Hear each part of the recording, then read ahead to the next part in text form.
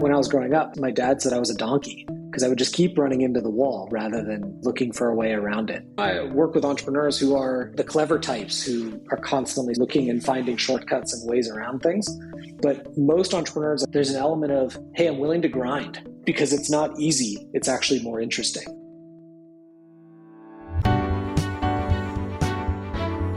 You are listening to The Sure Shot Entrepreneur,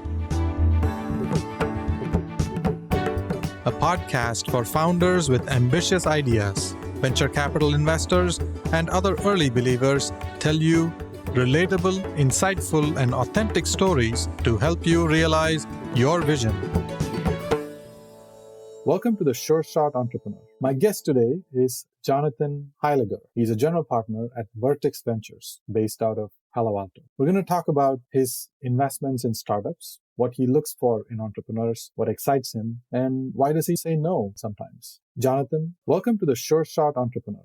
Thanks so much for having me. Tell us about yourself, starting with your journey into venture capital. My personal journey into venture capital was long and twisted. I grew up in the Bay Area. I almost dropped out of high school, didn't make it into college, but I was able to start a company. And prior to just doing that, I actually worked on commercializing the internet at Stanford. And I only wanted to go to Stanford because why not? But I didn't get in despite working on commercializing the internet there. I ended up starting a web hosting company when I was 19, a couple of years later. And I met Mike Moritz. This was a very long time ago when we were very young. He was our first investor in our company. And that company was called ISI at the time and grew up to bigger and better things in the hosting world, ultimately acquired by Global Crossing, where I was CTO and ran the network and did a bunch of other things, including scouting for startups that would allow us to differentiate our product portfolio relative to our competitors at the time, like Sprint and Verizon and Level 3. That led me to actually starting a corporate venture fund for Global Crossing in 1999, which was either a great time or a terrible time to be an investor. For us, it worked out pretty well. We returned a great multiple on our capital. But I also discovered at the ripe old age of 22 or 23 that I wasn't ready to have 2 breakfasts, 2 lunches, 2 dinners a day and just chase around other VCs. I wanted to still be an entrepreneur. So I quit and joined a company called LoudCloud. At its inception, it's where I met one of my partners at Vertex and Sikri, and obviously worked with Ben and Mark for many years and fell in love with being an entrepreneur again. I sort of experienced that yo-yo a few more times, working at places like Walmart and scaling their infrastructure, going back then to Sequoia Capital and hanging out and working with pretty much every partner there, deals and investments and diligence and different things, but was lured back to the operating side once again to Facebook, joined there in 2007 and worked for Mark until 2012 when there was about 1 billion people on the site building and scaling their infrastructure team. It was at that point that I decided I was firmly committed to helping and mentoring and guiding and just sharing the lessons learned and the bumps and bruises I had accumulated with founders and with young companies. When I left Facebook, I spent a bunch of time interviewing at venture funds. I ended up joining a fund, was there for a short period of time, about 2-3 years before the fund ended up not continuing. My pendulum swung the other direction again and wanted to be an entrepreneur.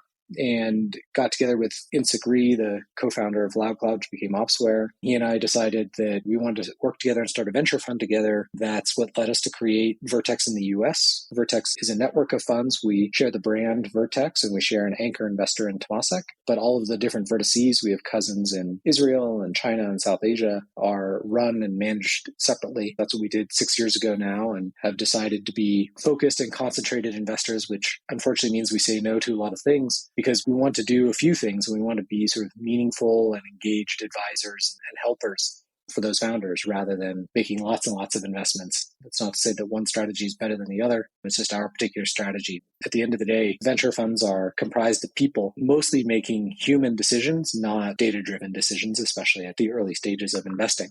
This is fascinating. I want to talk about how you make decisions, how you use data today, but there's a lot to unpack here. I see that you were one of the original nerds of Silicon Valley, tried to commercialize internet, and you jumped on both sides, on the entrepreneurship side and on the investment side a few times. You've seen a ton of changes happen over the past couple of decades since the mid-90s in the Silicon Valley. How is the startup ecosystem different today compared to how it was when you were starting companies?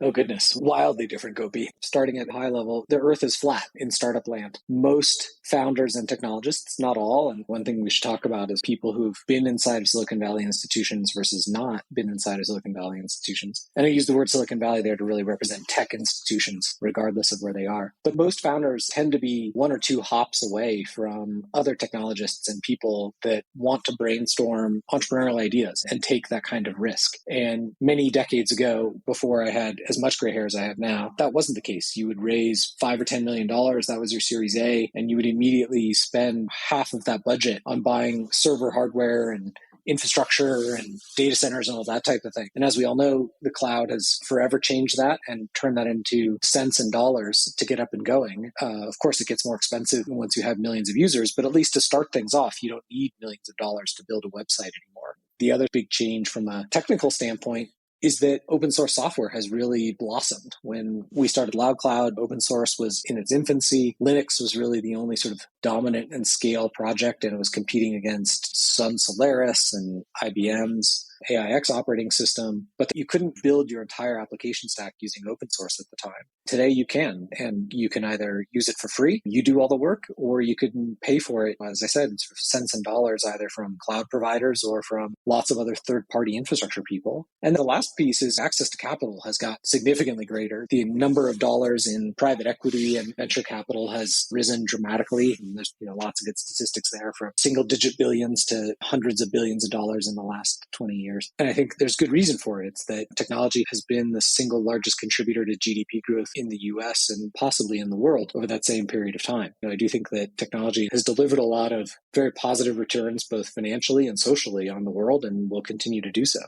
Access to capital, open source software, and the cost of starting a company going down. Those are all strong positive trends that has fueled entrepreneurship. I've been in Silicon Valley for 20 plus years. I feel like the community was much more cohesive. It was a lot easier to reach out to Ben Horowitz of the world or Steve Jobs of the world. If you really wanted to get to them, there was a way to get to them. But today, I think the community has become much more siloed, much harder to get to more prominent people. For getting a job to work in those organizations, but even getting a meeting with those people has become quite difficult. Maybe that's the sign of maturity, where the ecosystem is much stronger and there are a lot more people. But I do miss those good days when it was easy to get to anybody. It was a casual conversation on University Avenue. I agree that the access to people has changed, but by and large, at least the people that I interact with, they're always leaving the door open, or they're leaving time on their calendar to have free-form conversations with people that don't come from a qualified intro and so forth. That sort of openness of Silicon Valley still exists. Is that what you're referring to, or accessibility of people? It's the sheer volume of people. It's really hard to find a connection that easily gets us to the people we want to. It becomes much more difficult because the network is much broader and wider. But that culture of supporting people, keeping the door open, is still there. And I think that's part of the magic of Silicon Valley. You mentioned that you don't like to do 2 lunches, 2 breakfasts, and 2 dinners, but you are in the business back in venture capital doing those things. Why is venture capital interesting to you? Why do you like this job?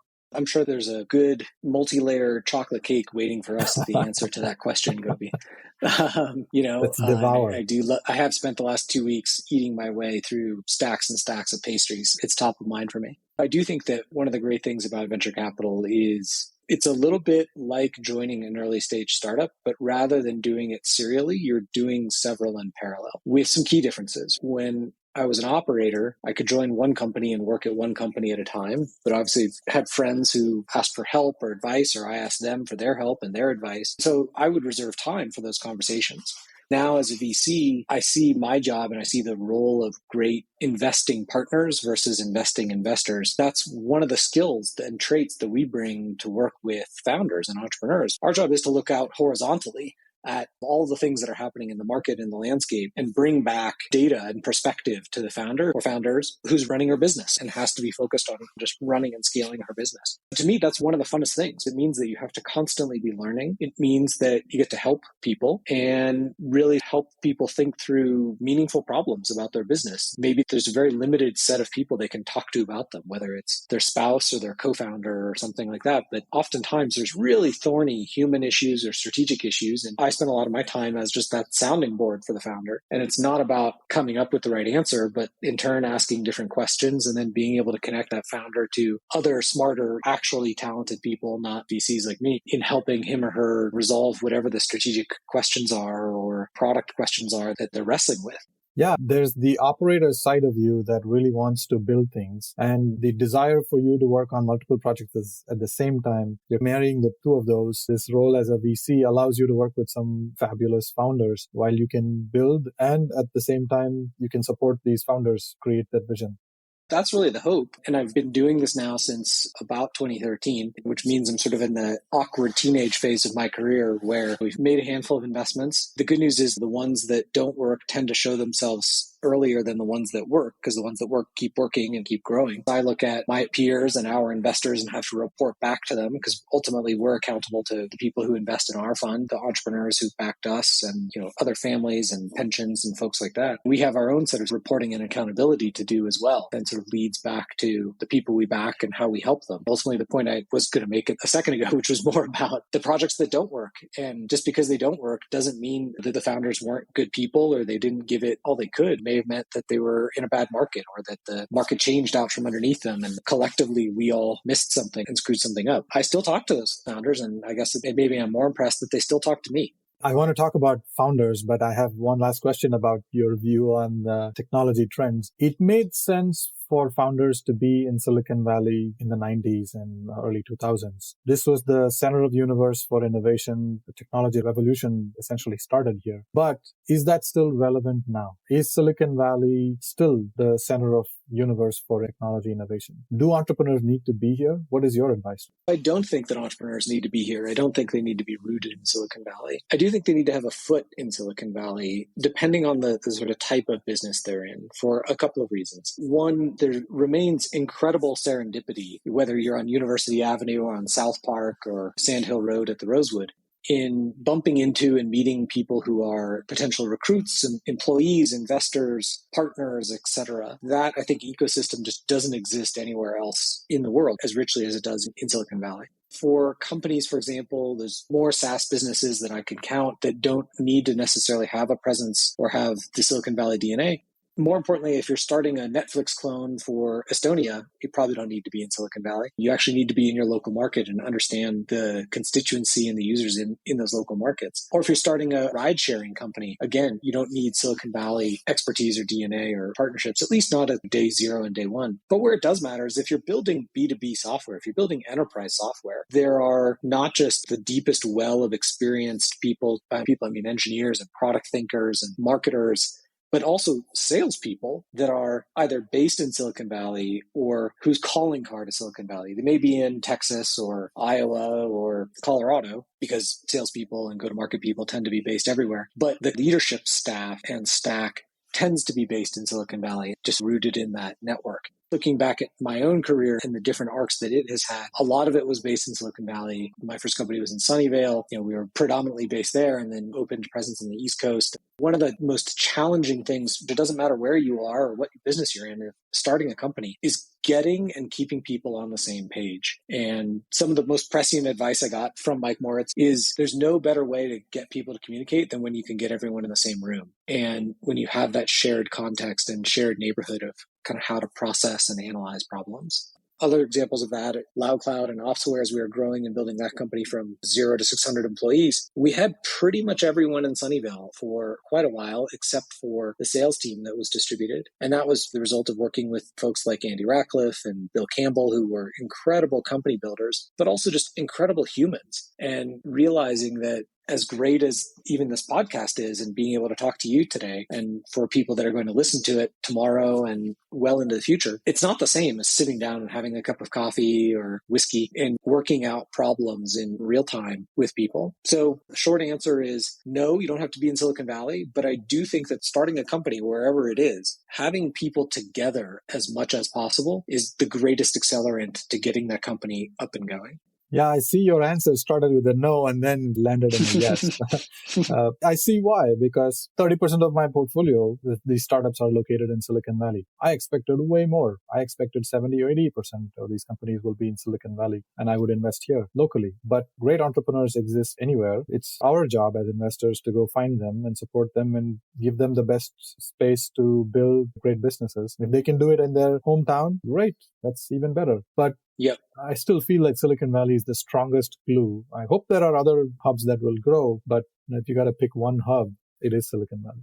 I would agree. And like you said, 30% of your founders are in Silicon Valley. In the case of Vertex and Vertex US, about half of our first fund, which we started in 2015, came from outside of Silicon Valley. So that could be as far away as the Ukraine or Korea or India or Boston. In Fund 2, 75% of the companies were started outside of Silicon Valley. And percentages, they are what they are, 50% and 75%. We run a very concentrated portfolio. Both of those funds have 20 companies, so that corresponds to 10 companies and 15 companies respectively. So relatively small numbers on an absolute basis, but we didn't intentionally seek out founders who were outside of Silicon Valley. These were people who had started their business somewhere and decided to come to Silicon Valley, or in some cases, the East Coast, to set up headquarters and business operations. That's when we happened to either intersect with them either just before they made that move and they were in their home market and home country, or just after they made that move because they decided on their own to come to, quote, Silicon Valley.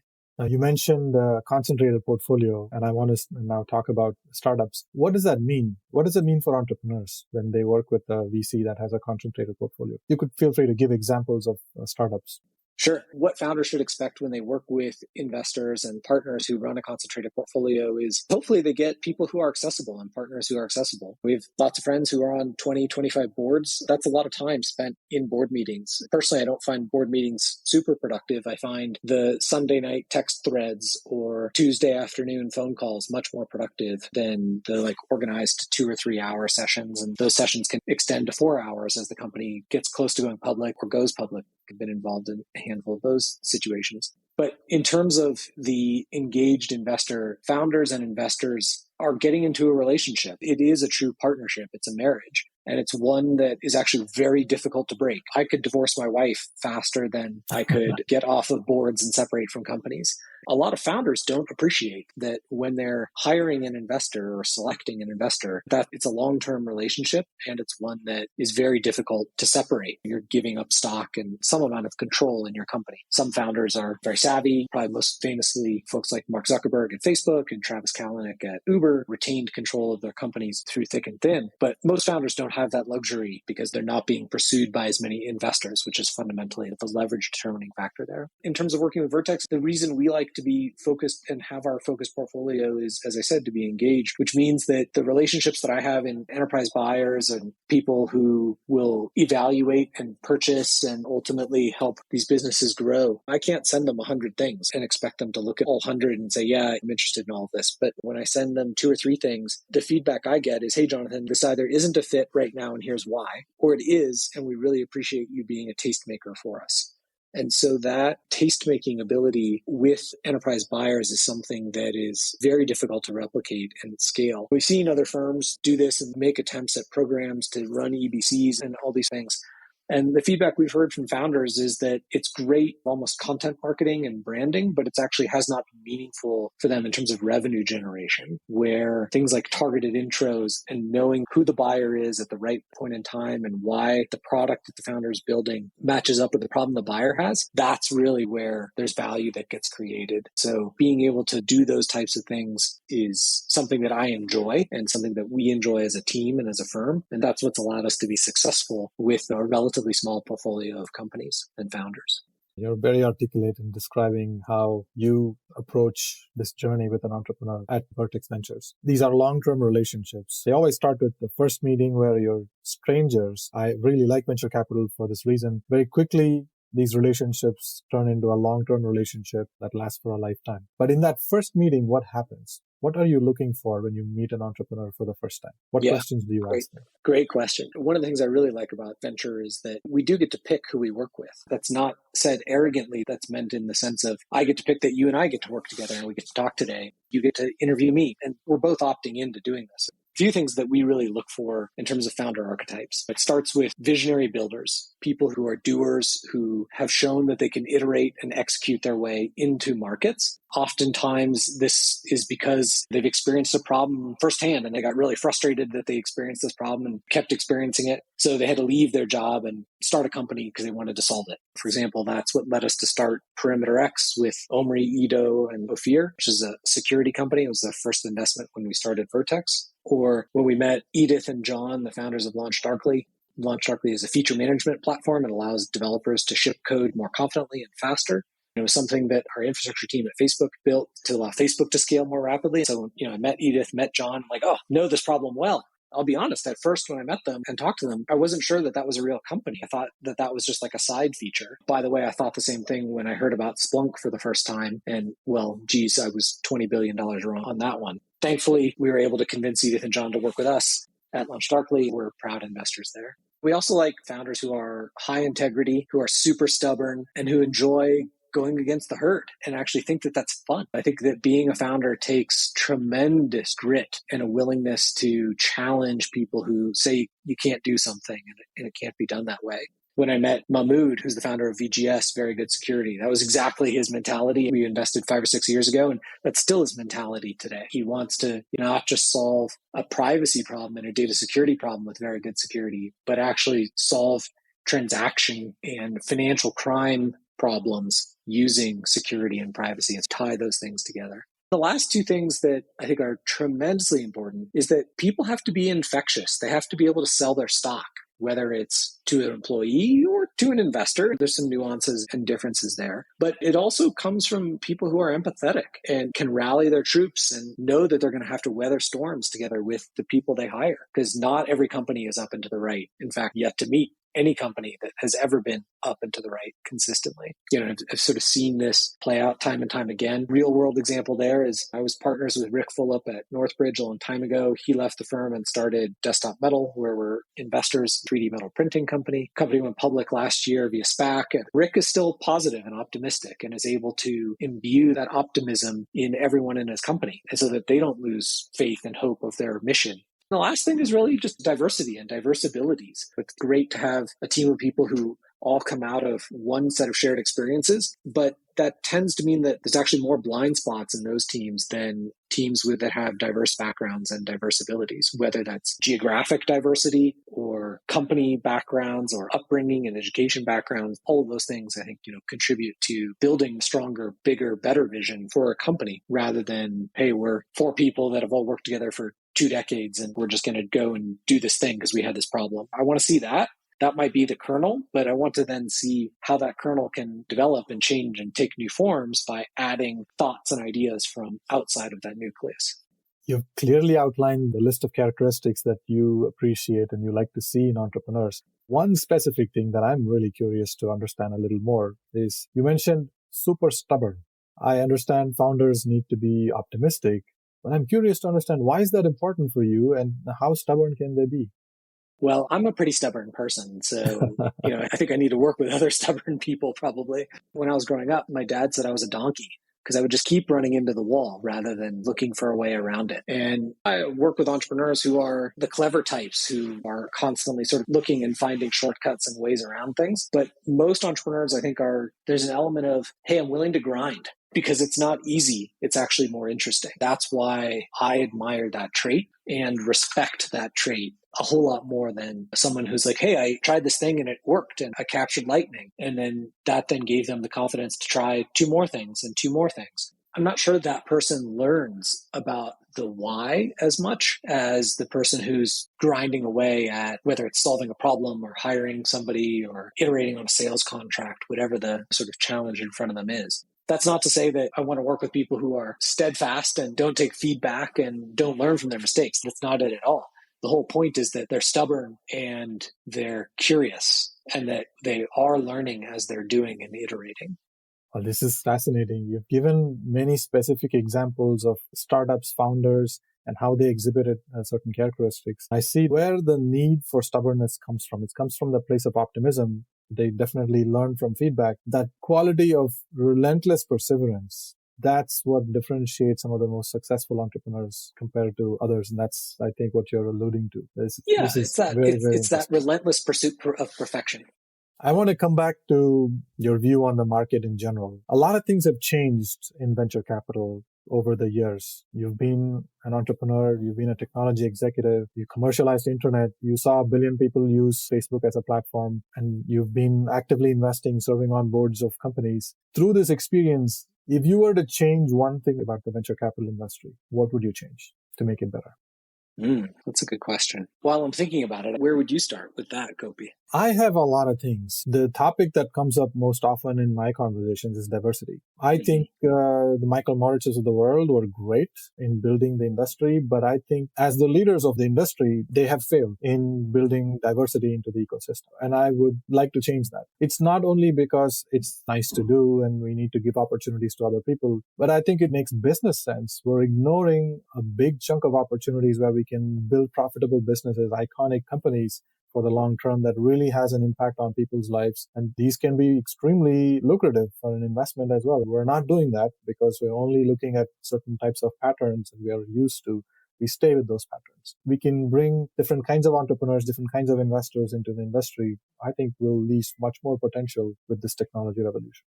Yeah, I agree with you. There's not enough diversity in technology in particular. Venture capital is a small part of that. And I think that to some degree it starts with the venture side of how companies form and get started in those communities and those networks. One of the things that we did a couple of years ago was we started a little bit of a community action group called VC Open Door, because I was tired of hey, everyone's looking for a warm intro and a way to meet a VC. And so I asked people, hey, would you just give a Calendly link or some other way of making yourself available for office hours for people who don't have a warm intro? And now this group's been running for about 2 years. I think we're closing in on 200 investors who've said, hey, I'm willing to meet people. Here's a link to my calendar and a form to fill out to get time for a meeting. And there have been somewhere on the order of 450 connections made, completely no warm intros, nothing like that. And dollars have actually been committed on the back of those 450 meetings, a couple $1 million. So the numbers are small, but it's a good start from where we were a couple of years ago, where it literally was, here's a form on a website or get a warm intro out to people. One of the biggest challenges there is actually the sort of matchmaking that needs to happen between the founder or founders and who's going to be a good fit for them. Honestly, Gopi, that's where we as partners spend a lot of time with our portfolio companies as they go on to raise whatever the next round of capital is. And we're talking to founders about, hey, it's not just about the venture firm, but it's the partner at the firm. Are they hot on your business market? Are they cool on your business market? Do they have time? Do they not have time? Have they made other recent relevant or adjacent investments? And been a few people who've attempted to categorize all of this data. But one of the challenges of early stage investing is we are often very wrong with the direction that companies take and businesses take. So I might say that one day I'm a cybersecurity investor, and then I look back a year or 2 years later and I realize I'm actually not a cybersecurity investor. I've invested actually in different vertical fintech businesses or something like that because the businesses have sort of pivoted and waxed and waned into that field. And so I think solving that matchmaking problem of, hey, I've got an idea and or built a prototype for it. I'm trying to find people who could then invest in me and help me network and hire and receive capital and all of that. That's a problem I think a lot about solving. And I do think that the incubators and YC in particular has probably done the best job of that, given the sort of cohort structure and the openness to which they have made the application process and their own vetting process. You've shared some deeply thoughtful ideas on how to improve venture capital as it exists today. And I see that you're actively involved in building that community. I usually ask my last question about what are you passionate about in community development. I see that with VC Open Door, the mission is to pledge time to support entrepreneurs from underprivileged backgrounds so we can bring more diversity into the ecosystem. Thank you so much for sharing your stories. Thank you for sharing your nuggets of wisdom. I look forward to sharing them with the world. My pleasure. Thanks. This was fun. Thank you for listening to The Sure Shot Entrepreneur. I hope you enjoyed listening to real-life stories about early believers supporting ambitious entrepreneurs. Please subscribe to the podcast and post a review. Your comments will help other entrepreneurs find this podcast. I look forward to catching you at the next episode.